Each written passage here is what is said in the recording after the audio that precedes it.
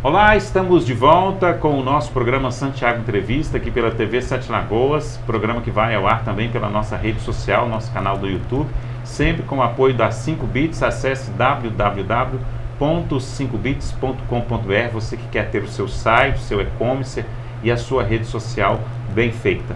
Em breve teremos também o nosso novo site, né, e nossa nova rede social da TV Sete Lagoas, que está sendo reformulada com uma parceria bacana, duas empresas, inclusive com a 5bits, continuando como a nossa servidora.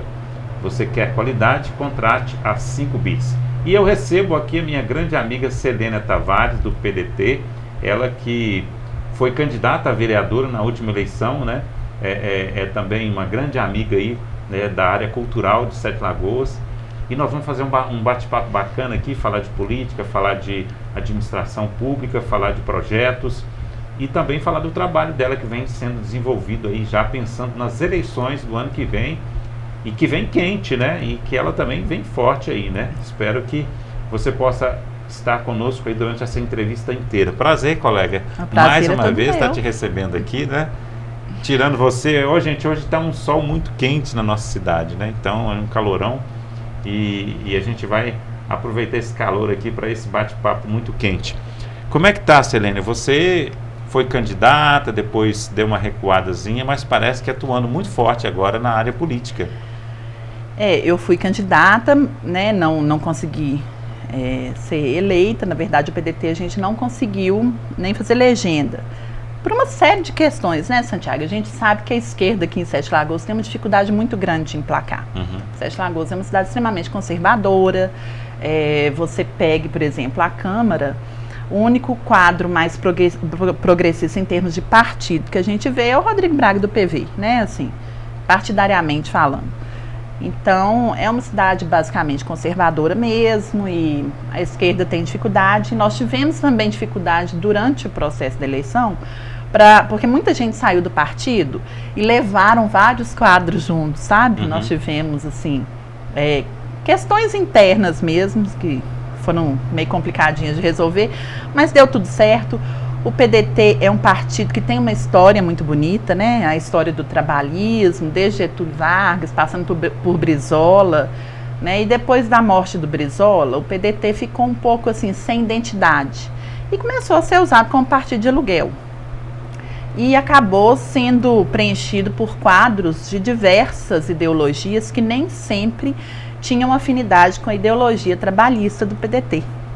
Quando o Ciro voltou candidato em 2018, sim, e voltou forte, ele ficou em terceiro lugar, ele teve 14 milhões de votos, ele deu luz novamente a essa questão ideológica dentro do partido. E aí aconteceu um fenômeno muito interessante. As pessoas começaram a procurar o PDT para se filiarem e começaram as questões, os questionamentos internos de pessoas, muitas vezes parlamentares, que não estavam alinhados à ideologia partidária. E aí foi bom, assim, foi um processo tumultuado, mas ao mesmo tempo foi bom que a gente começou a fazer um expurgo desses quadros que não coadunavam com as coisas que o PDT prega. E ficamos apenas aquela nata que realmente acredita nesses ideais. Eu não digo nata no sentido de hierarquia, né? Não é isso. É no sentido de estar alinhado mesmo com o que prega o estatuto, com as questões ideológicas, né? E agora, a gente já fortalecido, a gente quer aglutinar as pessoas que se sintam em sintonia com esses ideais trabalhistas que o PDT prega, e progressistas, principalmente progressistas, e tentar fazer, né, quem sabe, uma cadeira para a próxima, 2024, a gente está aí na luta. Apesar de não ter vencido, eu acho que não ter conseguido o pleito de uma cadeira na Câmara, eu acho que eu fui bem, assim, o partido foi bem, a gente estava alinhadinho, muito harmônico, foi uma campanha bem legal, na verdade. Gostei. Eu estou vendo você falar sobre esquerda, né? E na entrevista que eu fiz com a Raquel, a gente falou muito sobre as palavras-chave que estão se usando muito, né? Desde 3, 4 anos, né? E a palavra hoje que se fala a mais forte é comunismo, né? como é que você vê isso, né? Que inventaram essa coisa de briga de você é comunista, você é de esquerda, você é de direita, não sei o quê. Como é que você vê isso, né? Esse eu momento. Acho muito engraçado. Você acha que é uma tática forte para confundir as pessoas, para buscar mais alienados ou não? Então, eu faço uma análise um pouco mais aprofundada, se a gente tiver um tempinho para eu falar. Pode. Eu acho que depois de 13 anos do PT no poder, que é um partido que sempre se disse de um partido de esquerda, nunca tentou usar eufemismo como partido progressista, partido social-democrático, sabe? Porque a social-democracia talvez seja um termo mais atual para a gente usar em vez de esquerda. Porque a esquerda e direita, a gente coloca só dois polos, sabe? E existe muita coisa aqui no meio, né? Que inclusive, em termos ideológicos. Inclusive que a administração principal do país hoje não trafega nem na esquerda nem na direita, não, né? É extrema direita, né? Aí é outra coisa. Aí é outro coisa. Fenômeno que talvez eu consiga chegar lá através dessa minha análise. Então, o que eu penso? Quando nós tivemos tantos anos de um mesmo partido e uma mesma linha ideológica no governo de um país, alguns setores da nossa sociedade ficaram muito cansados, muito saturados, muito esterçados.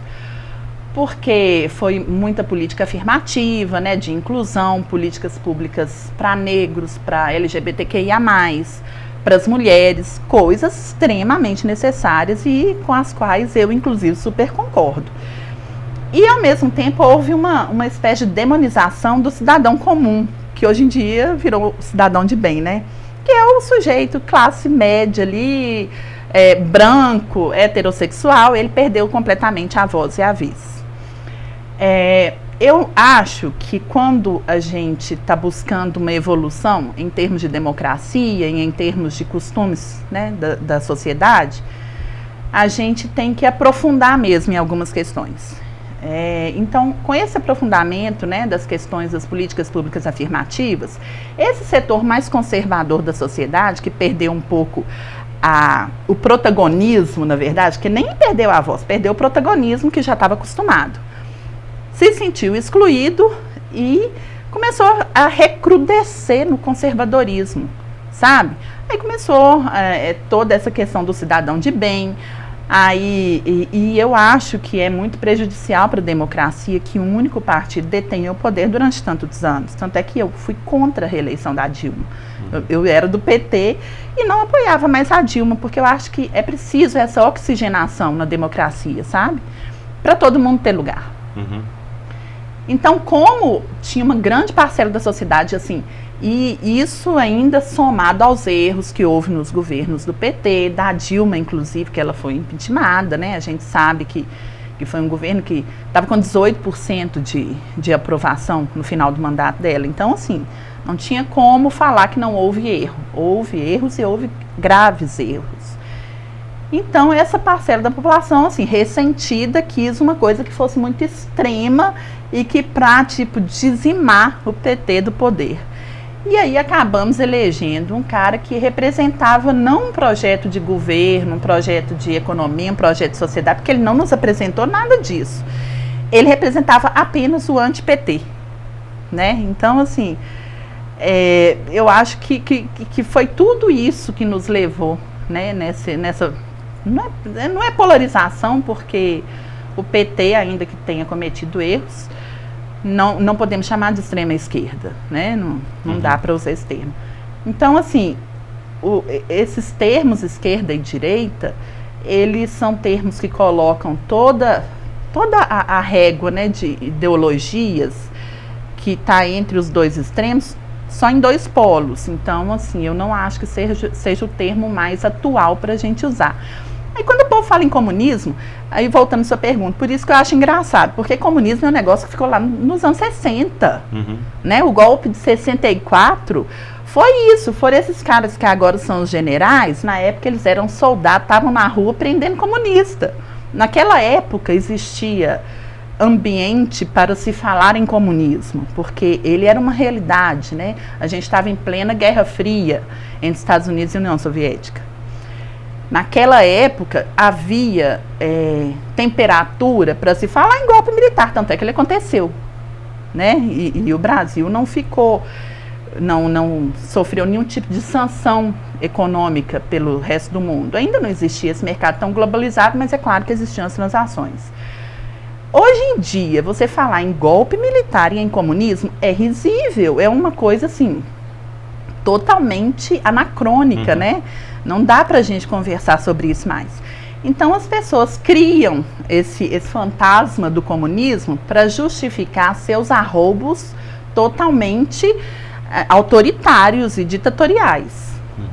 Eu acredito que seja isso. E eu vejo que também nós temos um problema muito grande do cidadão, né, do eleitor, nesse caso que a gente está falando, que ele necessita de algo para acreditar, né? Ele necessita de um representante para ele acreditar, ele necessita também de alguma coisa que ele possa usar aquilo para colocar para fora toda a raiva, toda aquele ressentimento, né?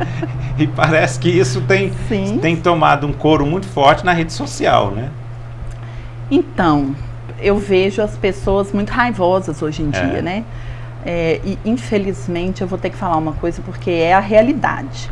Quando o Lula foi eleito, ele usou um discurso que era assim: depois de 500 anos eu acho mesmo, finalmente nós fomos eleitos, nós somos o governo. Ou seja, ele quis dizer que toda a história pregressa do Brasil era uma história de opressão à classe trabalhadora, etc. e tal. Não que eu discorde muito disso, né? Porque nós temos uma história de escravidão, de uma abolição extremamente mal feita, de uma reforma agrária que nunca aconteceu, de o trabalhador massacrado pela disparidade socioeconômica, né? Mas o discurso inaugurou um período muito complicado no Brasil, que é o nós contra eles. E eu não acho que o Lula tinha intenção de fazer isso, porque não é inteligente fazer isso para nenhum tipo de governo. E, na verdade, o Lula, ele discursou assim, mas ele não agiu assim. Tanto é que ele saiu do governo com 82% de aprovação, né, no primeiro mandato. Então, acho até no segundo também, beirando os 80%.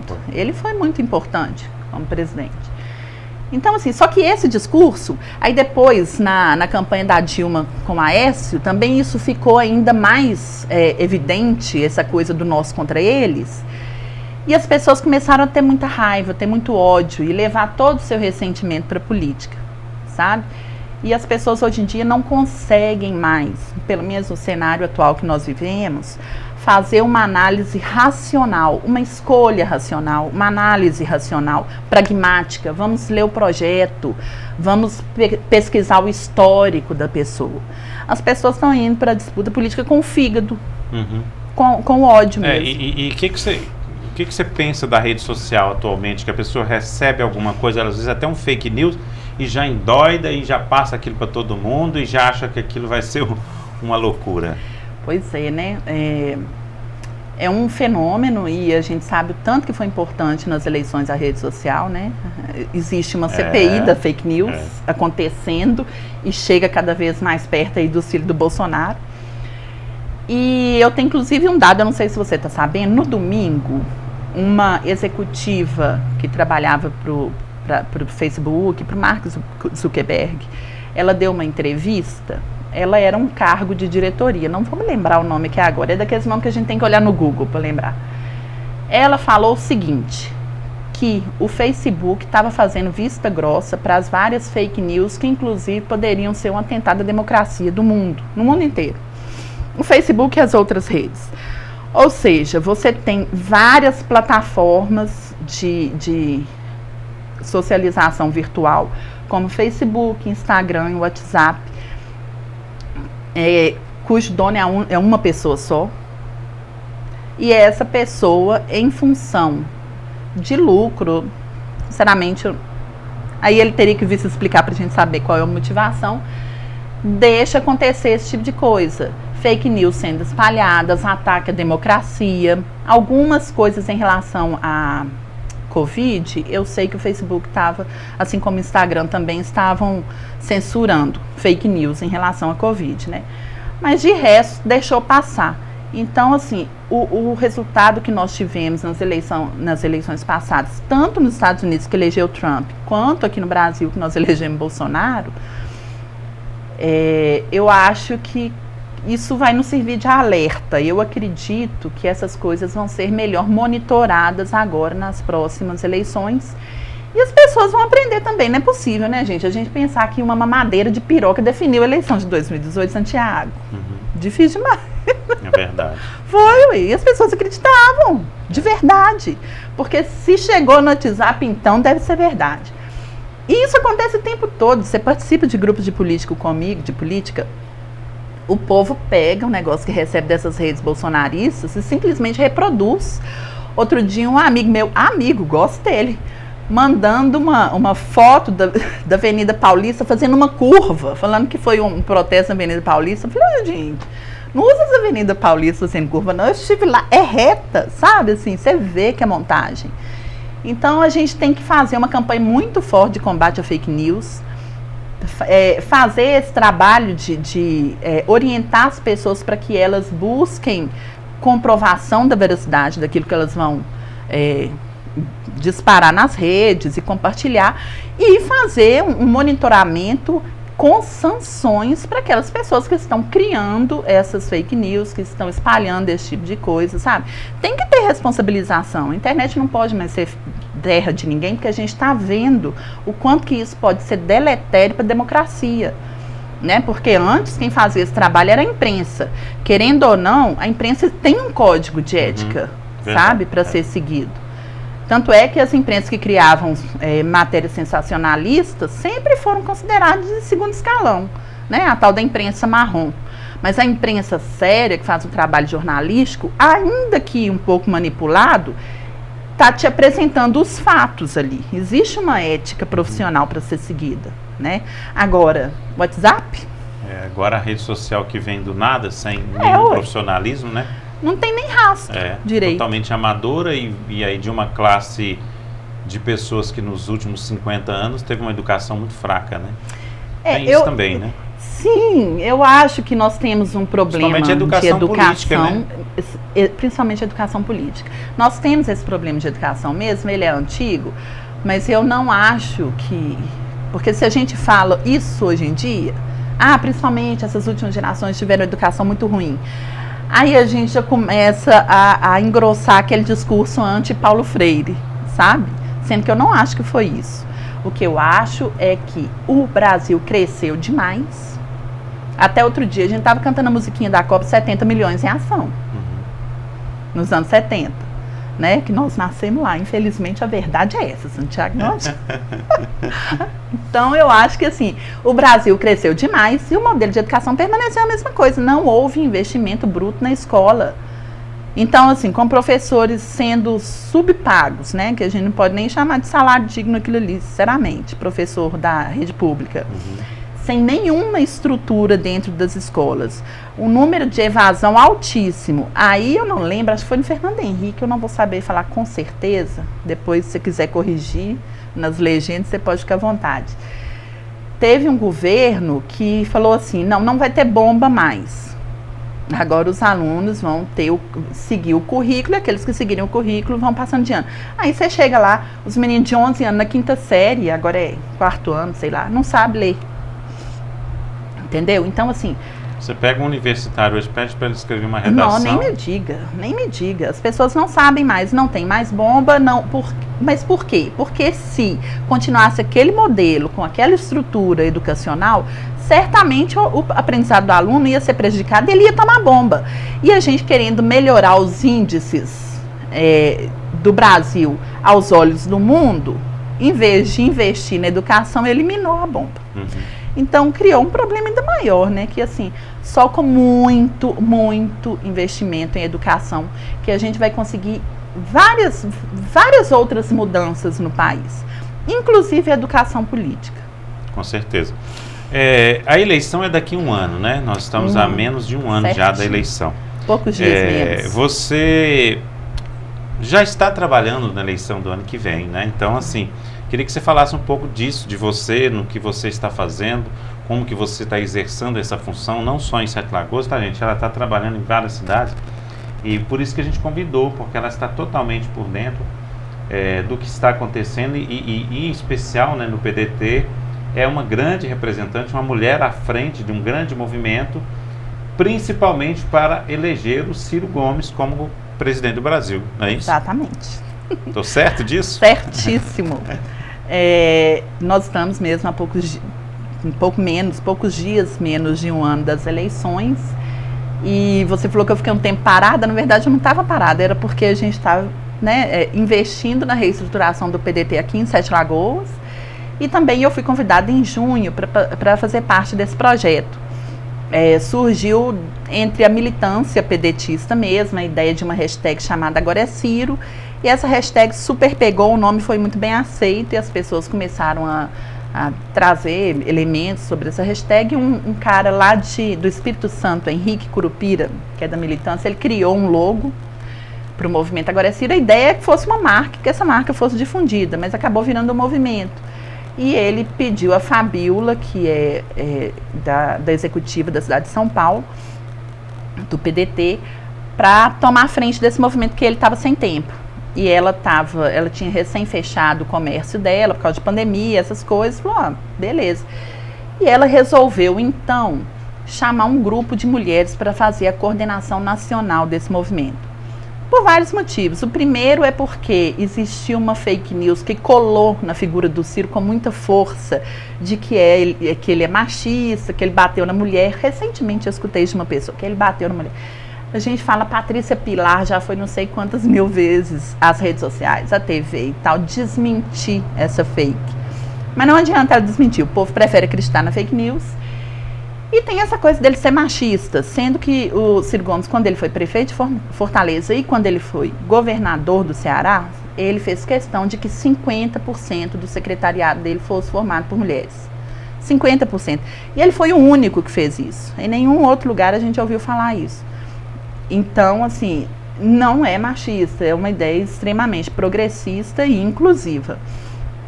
Então, assim, o primeiro motivo foi esse. Falou, vamos mostrar para o Brasil que as mulheres estão com o Ciro. O segundo motivo é para empoderar a gente politicamente mesmo, Santiago, porque a violência política de gênero, ela é uma realidade em todos os ambientes políticos que a gente vá.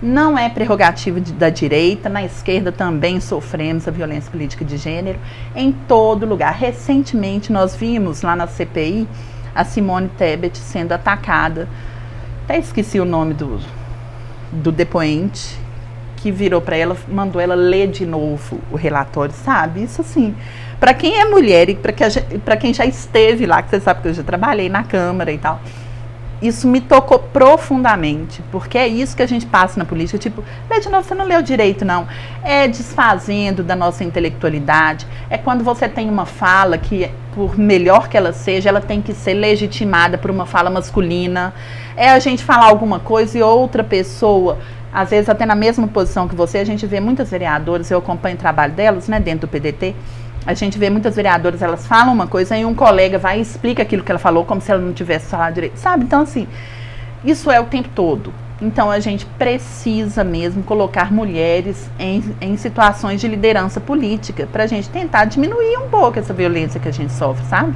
Uhum. E eu vou te dizer que não está sendo fácil não, porque toda hora a gente sofre tentativa de homens querendo tomar o movimento da gente. É o tempo todo. Mas é assim...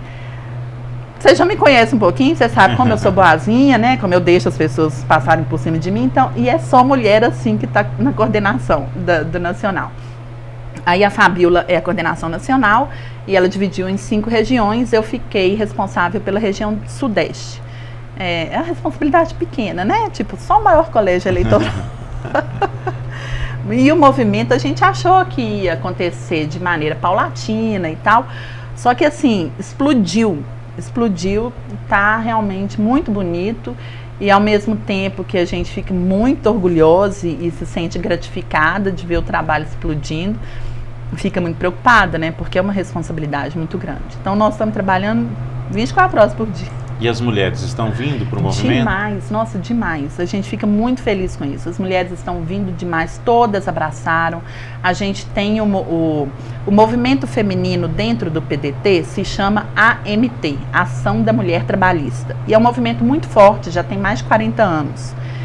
E todos os municípios que têm a AMT e onde o movimento chegou, a AMT abraçou o movimento e as mulheres estão sendo protagonistas. Está sendo assim, está sendo muito bonito, sabe isso assim, muito gratificante e prazeroso trabalhar com isso, está sendo ótimo. Cansativo também, trabalho voluntário. Eu agora estou só trabalhando voluntário.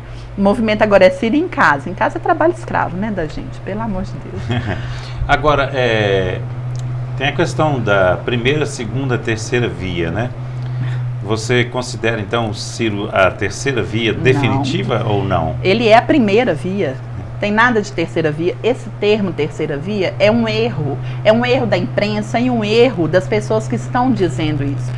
Se as pessoas tiverem curiosidade de verem as entrevistas que o Ciro dá, a gente vai perceber que ele nunca fala em terceira via.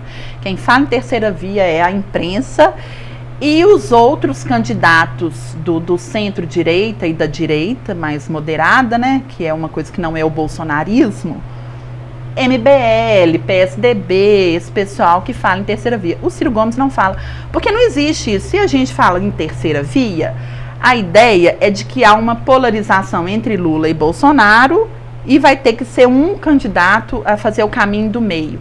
E isso não é a realidade. Lula é um pré-candidato, Bolsonaro é um pré-candidato, Ciro é um pré-candidato. Aí agora é tocar, vamos esperar a campanha chegar, que a gente nem em campanha está ainda. Inclusive, está acontecendo um fenômeno de um monte de pesquisa eleitoral há mais de um ano da eleição. Nunca vi isso acontecer. Você lembra disso antes? Não. Nunca vi. Não sabemos a quem interessa, porque cada pesquisa, você sabe muito bem que custa muito dinheiro.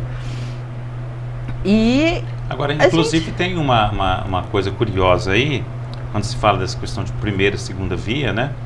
É que se fala que o Lula não existe sem o Bolsonaro e o Bolsonaro não existiria sem o Lula. Aí é aquele negócio, né? Se um dos dois saísse, o próximo da fila que se daria bem, né? Seria o vencedor. Aí eu fico lembrando do 7 de setembro, né? Que foi uma confusão danada e que depois da confusão toda passou-se uma borracha e ficaram todos na mesma situação. Então parece que isso tem um pouquinho de verdade, né?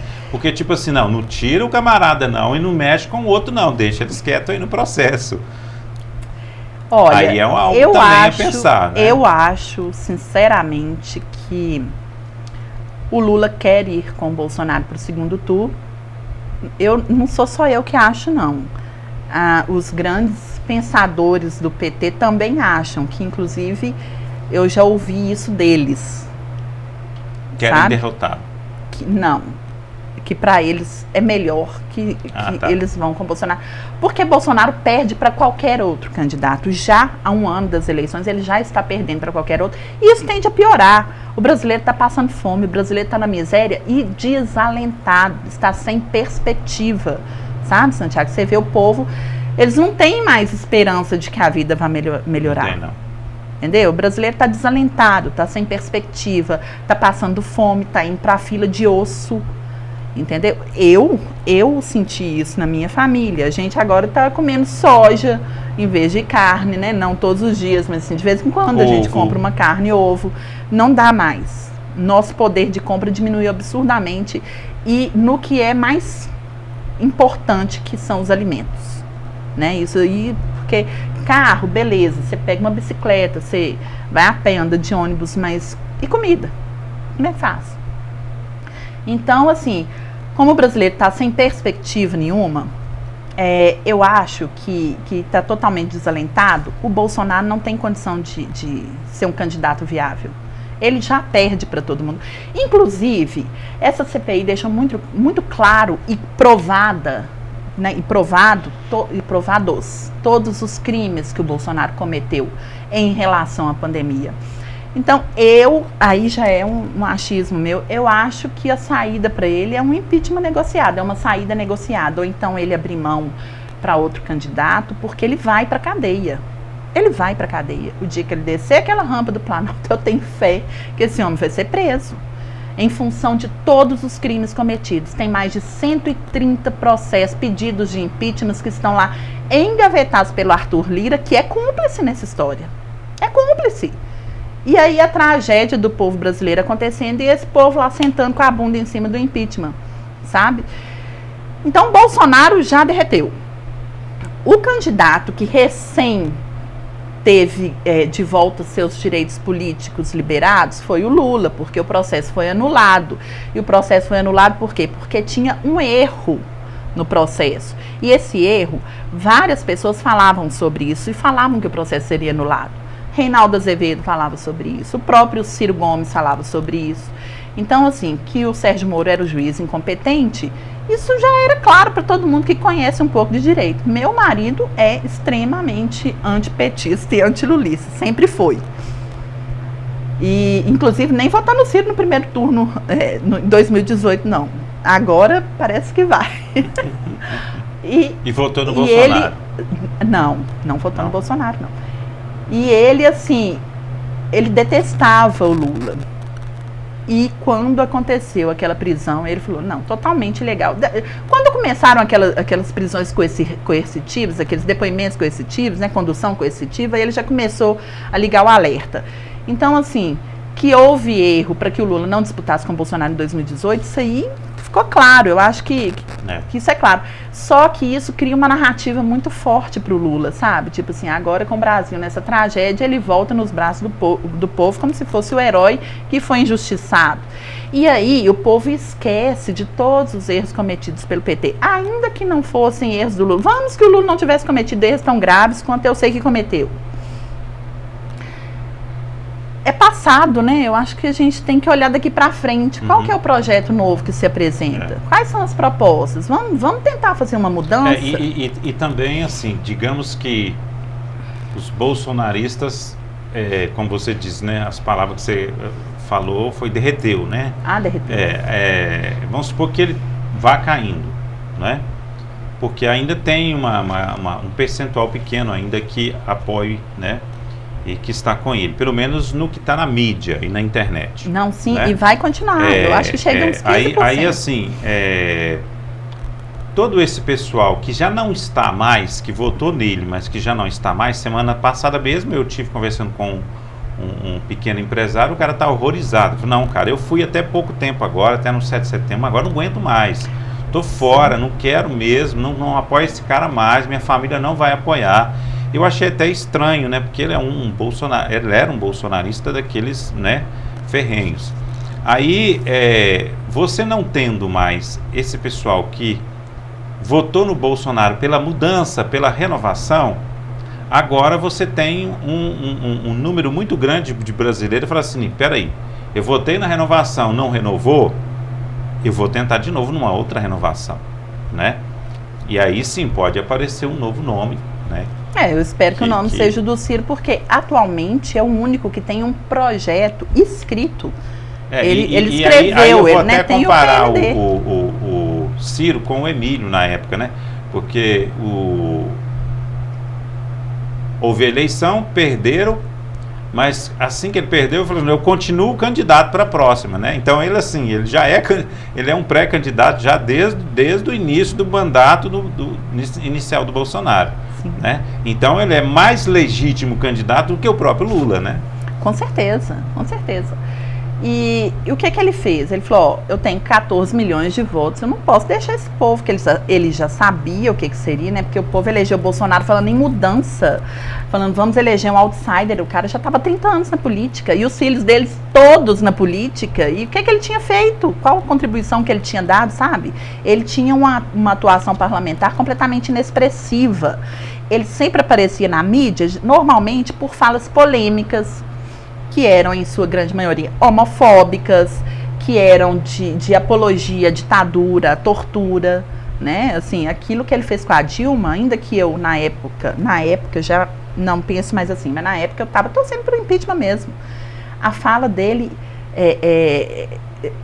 pelo general Ustra, sabe, que foi o cara que torturou a Dilma na ditadura, assim, você percebe já a patologia do sujeito, a coisa desumana que é o Bolsonaro, né? Não tinha como mesmo. Eu até vi ontem o pré-candidato Sete Lagoas esteve aqui conosco, o Ramsés, ele postou, né, duas fotos, né, do Bolsonaro, uma parece que em BH e outra no Rio de Janeiro, ele segurando no colo uma criança com uma arma, fardada, né, e a outra também com uma criança com uma arma, e aí ele dizendo que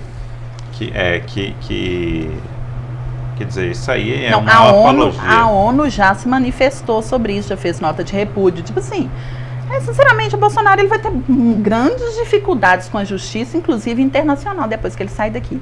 Sabe, recentemente, agora, no discurso dele da ONU, ele fez a apologia à cloroquina de novo, sabe? Tipo assim, na época do Mandetta, o Mandetta não incentivava o uso da cloroquina porque não tinha comprovação científica de que funcionasse. Atualmente, a gente tem comprovação científica de que não funciona. Aí você vê esse escândalo da Prevent Senior, quer dizer, todo dia tem um escândalo no governo Bolsonaro. Você não tem sossego, nenhum dia de paz. Tem assunto assim para ficar meses debatendo, porque a gente não tem sossego. Esse 7 de setembro que você falou foi uma tentativa de golpe. E aí ele não teve o apoio da polícia militar como ele achava que ia ter. Aí depois teve que recuar. Aí chamou o Temer para fazer aquela cartinha lá, enfim. É muito feio, né? Não. Eu morro de vergonha de ter isso. Não, o Brasil virou motivo de chacota no mundo inteiro. Nossa Senhora. E aí vem o Lula como salvador da praia. E é normal, porque o Lula é um político muito carismático e muito conhecido do povo. Então, há um ano das eleições, é normal que a situação seja essa do Lula, sabe, tá bombando nas pesquisas. E aí o pessoal fala, vamos eleger no primeiro turno, coisa que não vai acontecer. Historicamente, desde que o PT lançou candidato, o PT vai para o segundo turno, porque tem uma militância muito grande no Brasil inteiro, e vai para o segundo turno, normal. Mas o PT nunca ganhou no primeiro turno. Nem para o Serra, quando concorreu com o Serra. Coisa que não aconteceu. O presidente Fernando Henrique ganhou os dois. Eu quero explicar para o nosso telespectador, porque fica até parecendo que eu estou aqui contra o Bolsonaro. Não é não, tá, gente? Eu hoje estou recebendo a Selênia, que trabalha aí junto com a galera toda aí, que é do PDT, lembra do Brizola, não é? Então, ela está defendendo uma bandeira. Então, hoje o espaço é dela. Hoje o espaço, não é como nós tivemos o Ramsés aqui também, tivemos a Raquel, né, que já é outra linha. Não, mas a Raquel e o Ramsés também são anti-Bolsonaro. Somos pessoas que temos muito mais em comum, mas eu recebi, né, também o Maran, né, Marcílio Maran, que é bolsonarista, e outros também que são bolsonaristas, né? O que eu estou dizendo é que o espaço aqui é para isso, né? Para cada um se manifestar da sua... Porque também, né, se não for verdadeiro, não funciona, não é legal, porque já chega de tanta fake news, né? Vamos falar a língua de cada um. Agora, dentro desse trabalho todo que você está fazendo, tem a questão da eleição do Ciro. Como é que você enxerga ele como presidente? O que ele tem falado assim de diferencial que pode convencer as pessoas a votar nele e pensar num Brasil diferente com ele? Bom, em 2018 eu não gostava do Ciro. Não me pergunte por que eu não vou saber te falar por isso. Eu acho que era por um conjunto mas de recortes. Você era petista, né? Tava lá. Sim, eu já estava bolada com a alta cúpula do PT. Mas eu não sou bolada com o PT. Eu não sou lulista, né? E não era dilmista.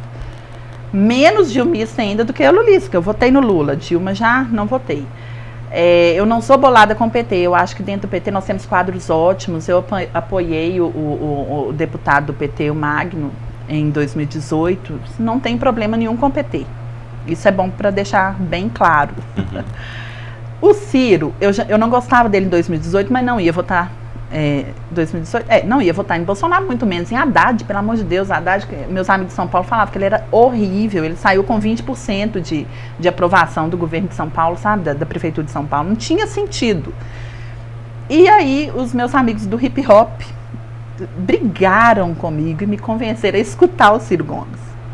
E eu falava um monte de coisa que, na verdade, hoje em dia eu percebo que eu reproduzia um monte de fake news, que ele era coronel, que ele era machista, que eram vários recortezinhos que a mídia bombardeava na gente para poder destruir a reputação. A mídia ou a rede social? A mídia. A mídia mesmo? Principalmente a rede social, mas a mídia também. Porque o Ciro, assim, a mídia tradicional não dá muito espaço para ele. Quando dá é para falar mal. Depois você repara. Porque ele é um candidato antissistema. Entendeu? Ele, assim, Bolsonaro nunca foi. Bolsonaro sempre foi do sistema. E aí eu comecei a ver, o Ciro é um cara que recusou 3 aposentadorias, às quais ele tinha direito depois de cumprir os mandatos que ele teve no executivo. Ele foi prefeito, ele foi deputado, ele foi ministro e ele recusou essas aposentadorias. Aí você já coloca um ponto de interrogação, fala, poxa, o cara tem princípios morais, ele acha que não é ético, apesar de ser legal. Bolsonaro, um dia antes de tomar posse como presidente, correu lá e requereu a aposentadoria dele como deputado. Você vê a diferença. O Ciro fez essa questão aí das mulheres, né? 50% das secretarias dele, tanto quanto prefeito como governador, 50% eram de mulheres, compostas por mulheres. E isso, para mim, é um grande diferencial. A gente tem voz, a gente é ouvida. Outra coisa do Ciro. Ele ajudou a implementar o Plano Real e o Itamar Franco já disse que se não fosse pelo Ciro Gomes, o Real não teria dado certo. Ele estava lá, ele sabe como funciona. Naquela época, ele taxou as grandes fortunas. Veio Fernando Henrique e extinguiu a taxação das grandes fortunas. E, principalmente, acho que o maior de tudo é que ele realmente fala que se a gente não mudar o modelo político e econômico, não vai ter fim essa disparidade social no Brasil, sabe? Tipo assim, 5 pessoas no Brasil acumulam a renda de 100 milhões de brasileiros. Então, assim, o cara que tá aí com 3 carros zero na garagem, tem casa, tem um sítio, tem não sei o que, acha que é rico no Brasil? Não é não, tá longe de ser rico. Sabe, tá muito mais perto da gente que é pobre do que dos verdadeiramente ricos no Brasil. Então, quando ele fala, por exemplo, em taxar grandes fortunas, ele está falando de 20 milhões para cima. A pessoa não precisa estar ganhando seus 2 milhões e não precisa ficar preocupado com isso. E quando ele fala também nessa taxação, ele fala no percentual de 0,5% a 1,5%. Não é igual o Lula foi na televisão e falou, o problema de taxar grandes fortunas, que o povo sai do Brasil, igual aconteceu na França.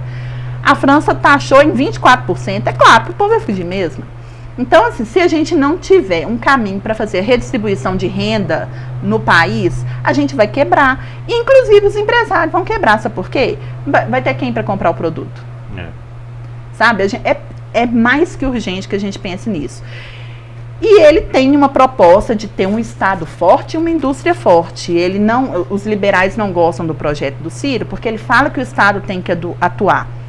O projeto dele é desenvolvimentista, mas se você pegar qualquer nação que hoje em dia tem o capitalismo estabilizado, onde não há esse capitalismo voraz com essa divisão horrorosa de renda, né, com esse acúmulo de renda em 1% da população do país, igual aqui, é porque teve em algum momento um Estado forte, atuante, que promoveu políticas públicas de modo a fazer essa redistribuição. Então, nós estamos... a gente não pode falar em meritocracia onde o povo está passando fome, Santiago. Uhum. Aí, beleza, vem um outro empresário bolsonarista, porque eu não tinha nada, eu saí do nada e conquistei tudo e não sei o quê. Tudo bem, você pega uma pessoa entre 1 milhão que aconteceu isso. Estatisticamente é muito pouca gente, porque a gente não pode ignorar que tem um componente chamado sorte, sabe? Esse cara que conseguiu conquistar tudo que veio do nada, muito provavelmente ele não é mais trabalhador que um monte de trabalhador que está aí, ó, ralando, dando duro, tendo boas ideias, mas às vezes não consegue sair da lama, porque tem que, sei lá, fazer um bico ali para poder colocar comida na mesa, sabe? Então, assim, meritocracia não é o momento da gente falar sobre isso agora não é. Acredito que no futuro possamos discutir sobre isso de uma maneira mais tranquila. Mas isso foi um dos pontos que me chamou a atenção no projeto do Ciro. Ele quer uma indústria forte, claro, ele não tem nada contra o empresário, muito pelo contrário, ele quer fortalecer a indústria.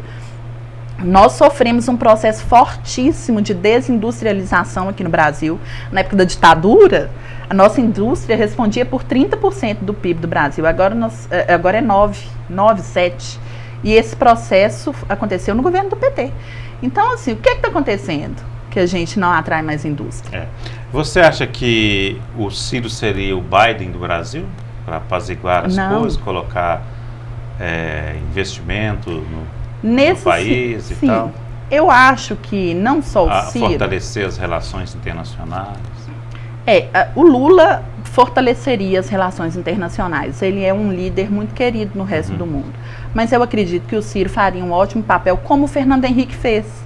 Né? O Fernando Henrique pegou um Brasil pós-Sarney, Fernando Collor, e ele conseguiu fazer com que o Brasil se tornasse conhecido mundialmente. Ele, tanto é que eu lembro do Cacete Planeta, sempre fazia essas piadinhas, lá viajando do Henrique Cardoso, ele estava sempre viajando.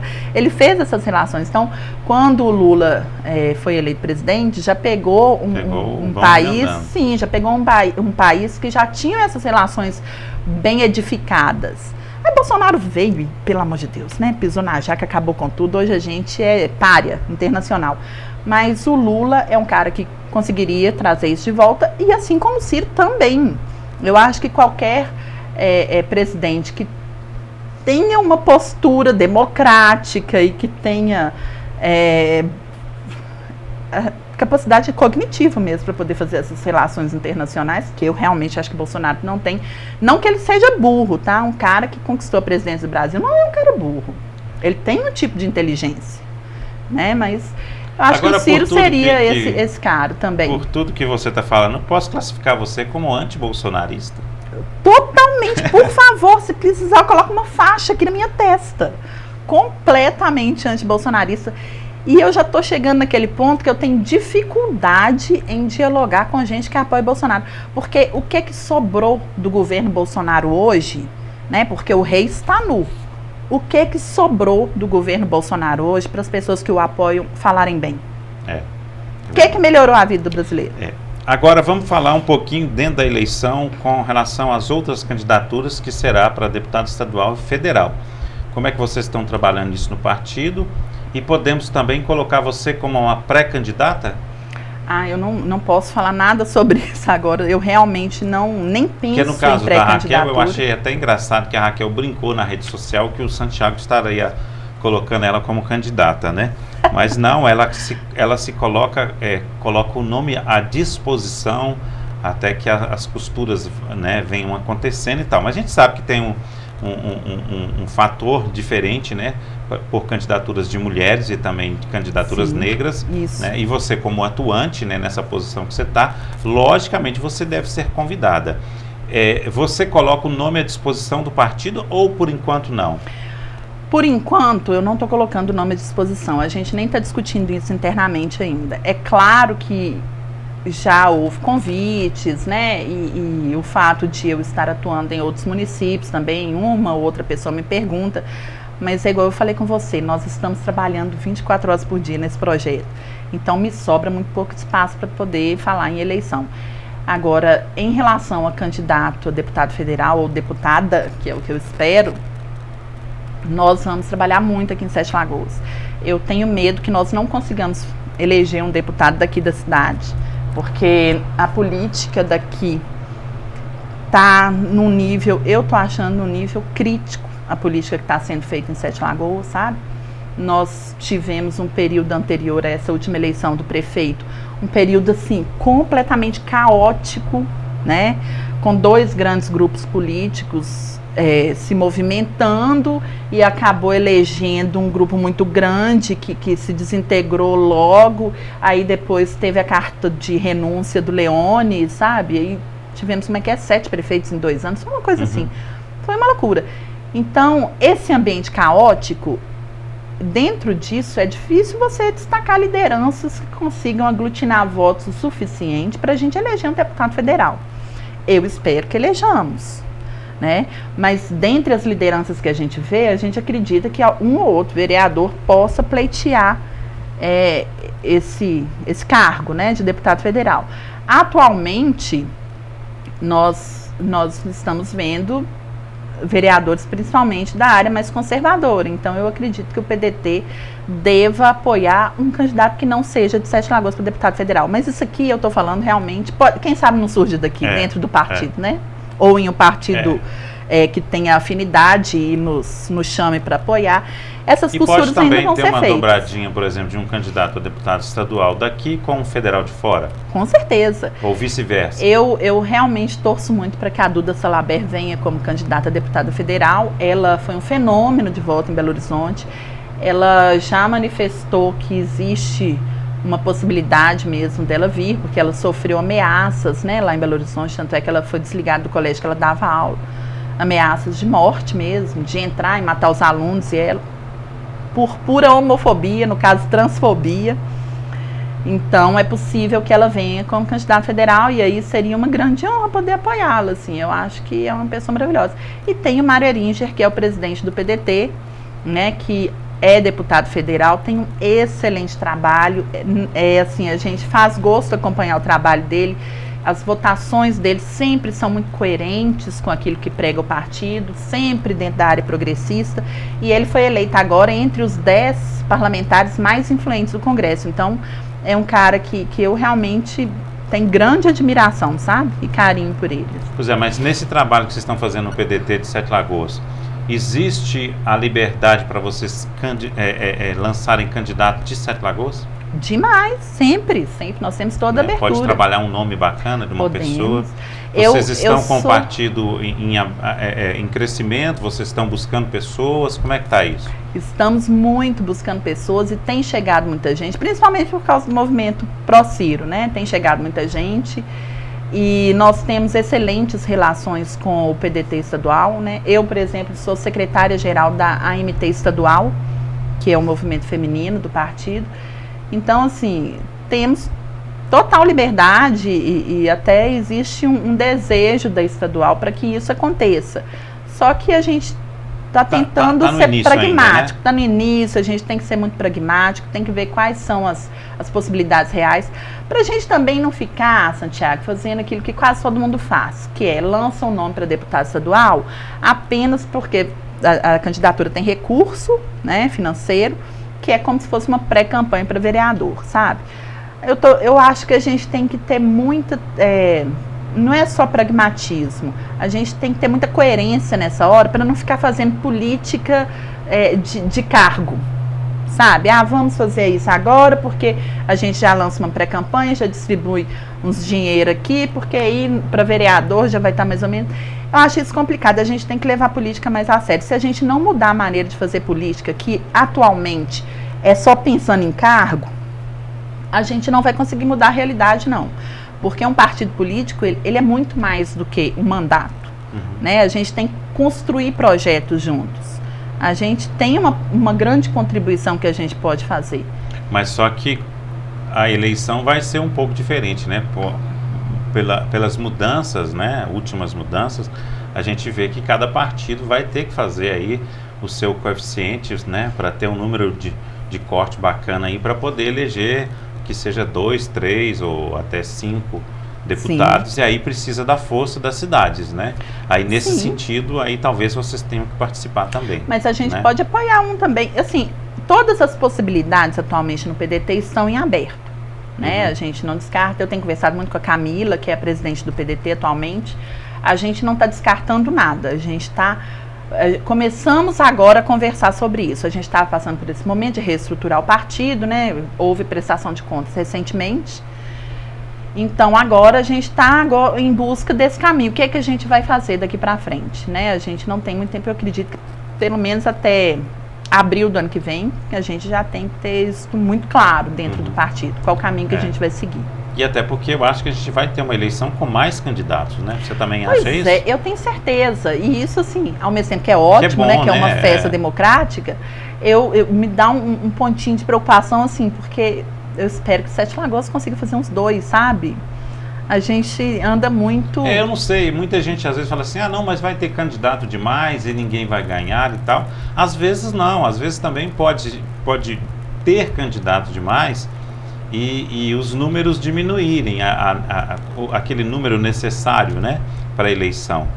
Eu não sei, às vezes com esse racha todo, o coeficiente pode ser menor também, então pode ter uma chance da gente eleger Sim. alguém, né? E aí a representatividade da cidade poder ficar melhor também, porque digamos que a gente, vamos supor no seu caso, né? você tem lá um candidato e fez parceria com essa menina que você disse aí. Tá, aí a menina foi eleita e o seu candidato bateu na trave, não foi eleito, né? Mas você já tem lá uma ligação com um deputado que, no fritar dos ovos, vocês apoiaram ele. Então, na hora de buscar um recurso, então, opa, nosso partido está ligado a esse deputado. Então, às vezes também, né, essa participação de mais candidatos pode ser positiva nesse sentido, da cidade fortalecer, né? Com certeza absoluta. Agora, eu gostaria que fosse positiva a ponto da cidade fazer 2 ou 3 deputados estaduais, um federal, ia ser maravilhoso para a gente. Nós estamos precisando, já tem muito tempo que a gente não tem deputado federal daqui, né, e que não tem aqui como referência, que não tem 7 Lagoas como referência. Então, a gente está com o fundo municipal comprometido, tá com vários problemas, né? O Duílio, ele deu um azar danado, coitado, apesar de que eu acho que ele foi muito bem na gestão.